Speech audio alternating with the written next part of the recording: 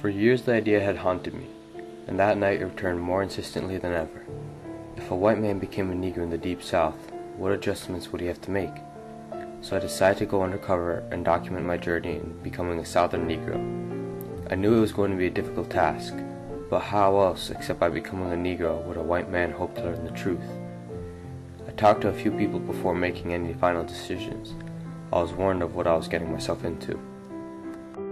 When I told my wife, after she came out of shock of what I was telling her, she offered to be a part of my project, but I couldn't bring her into this. I had to separate myself from my wife and my 3 children to make sure they would be safe. I decided that I would keep my identity and wouldn't lie about myself at all. The only thing that would change would be the color of my skin. I have never been requested to turn someone into a Negro, but it'll take quite a while. Can't wait that long. Is there any way to accelerate the procedure? I would first have to run some blood tests. Here are the pills. They'll change the color of the skin, and you'll have to sit under a UV light to make the process much faster. Can you show me how to do that? Sure. The first thing you should do is to turn on the UV light, and then to make sure you should cover your eyes, and I'll give you these, just in case.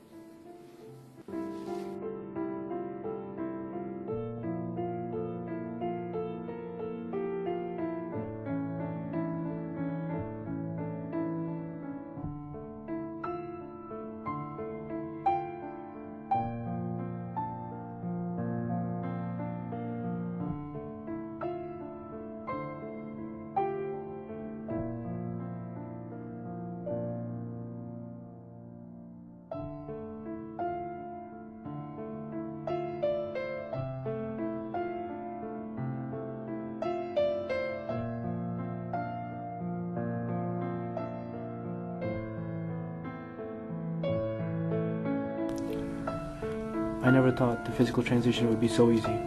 It's funny, I went around to the same places that I used to go when I was white, and then I became a Negro, and now not one person recognizes me. I felt relieved but concerned at the same time. How just the color of one person's skin can make others not pay the slightest attention. I had decided that I would tell one person who I really hoped could help me, Sterling. He showed me the ropes of how to be a Negro, and what we Negroes could and couldn't do. If it wasn't for him, I wouldn't have made it in the Negro community. Not even a Negro's dollar was worth something to the whites. I went to cash in my check at the bus station. The man looked at me with disgust as I asked him, and he quickly said no.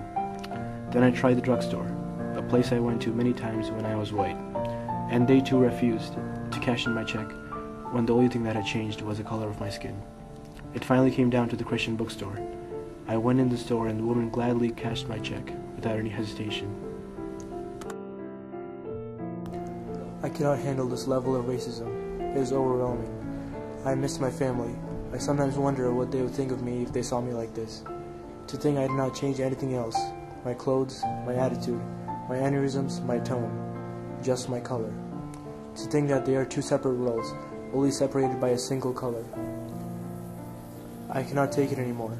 I have to turn back. I have to see my family without fear that someone may see me talking to white people. I feel as though a weight has been lifted off my shoulders. The weight of racism. The joy is overwhelming, but it's a bitter joy. It's amazing how such small things can matter so much. Like where you can sit, what water fountain you can drink from. It's things that white people have never thought about. But when you're a Negro, that's all you think about. When you're white, you feel as though you're respected by all Negroes. But it isn't respect, it's fear. And it disgusts me to think that white people believe it's okay to treat another human being like that. This started off as an experiment, and I didn't want to get any emotions involved. But it has changed my look upon the world.